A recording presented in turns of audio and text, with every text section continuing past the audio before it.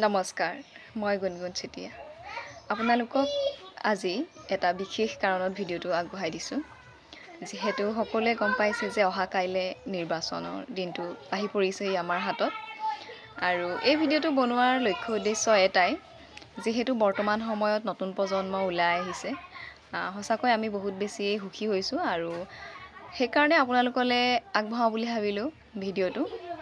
যিহেতু সকলোৱে গম পাইছে যে জ্ঞানশ্ৰী বাই যি ত্যাগ দিছে, যি ত্যাগ কৰি আহিছে সমাজৰ কাৰণে, ৰাইজৰ কাৰণে, নিজৰ কথা চিন্তা নকৰাকৈ, অকণো নিজৰ কথা চিন্তা নকৰি ৰাইজৰ হকে কাম কৰিবলৈ ওলাই আহিছে। আৰু সেই যি সপোন দেখিছে জ্ঞানশ্ৰী বাই ৰাইজক লৈ, সমাজক লৈ, মই ভাবোঁ আপোনালোক সকলোৱে বাক সহায় সহযোগিতা কামনা কৰিব, বাৰ সপোনবোৰ পূৰ কৰিবলৈ আপোনালোকে সহায় কৰিব।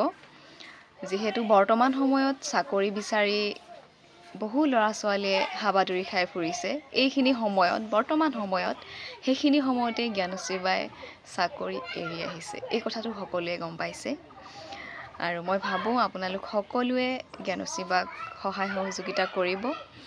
বৰ্তমান সময়ত জ্ঞানশ্ৰী বাৰ কাষত থিয় হৈ যদিও মৰিয়নি সমষ্টিৰ ৰাইজৰ মনৰ কথা বুজ ল'ব নোৱাৰিলোঁ, এনেকৈয়ে মৰিয়নিবাসী ৰাইজলৈ এটা অনুৰোধ জনাইছোঁ যে বাক এটা সুবিধা দিয়ক, এটা সুযোগ দিয়ক, বাক সহায় কৰক, বাৰ সপোনবোৰ যাতে পূৰণ হয় সেয়া আশা কৰিছোঁ। আৰু বাৰ লগত কথা পাতি যথেষ্টখিনি কথা গম পাইছোঁ যে বায়ে গ্ৰাম্য অঞ্চলৰ লোকসকল যথেষ্ট পিছপৰা, গতিকেলৈ সেই গ্ৰাম্য অঞ্চলৰ লোকসকলৰ কাৰণেও বহুতখিনি সপোন দেখিছে।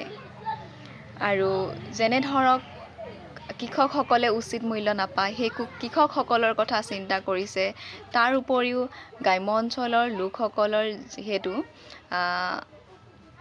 এই থলুৱা শিপিনীখিনিক লৈ সপোন দেখিছে, থলুৱা শিপিনীখিনিক কেনেকৈ আগুৱাই নিব, আৰু থলুৱা শিপিনীখিনিয়ে কেতিয়াও উচিত মূল্য পোৱা নাই সেই কথা ভাবিছে। আৰু গ্ৰাম্য অঞ্চলত যিহেতু বহুত পানীৰ দিগদাৰ, ক'ৰবাত বোলে পানী খাবলৈও পোৱা নাই, ঠিক তেনেকৈ সকলো কথা চিন্তা কৰি বায়ে নিজৰ কথা চিন্তা নকৰি যি ত্যাগ কৰি আহিছে আপোনালোকৰ কাৰণে, ৰাইজৰ কাৰণে, সমাজৰ কাৰণে, সেয়ে মোৰ মৰিয়নিবাসীৰ কাৰণে এটা অনুৰোধ যাতে জ্ঞানশ্ৰী বাক সকলোৱে সহায় সহযোগিতা কৰে আৰু আশীৰ্বাদ কৰিব, বাক সদায় সহায় কৰক ইমানখিনি। আৰু বা যথেষ্ট সাহসী, মই নক'লেও সাহসী, বা বহুত সাহসেৰে ওলাই আহিছে আপোনালোকৰ সপোনবোৰ পূৰ কৰিবলৈ।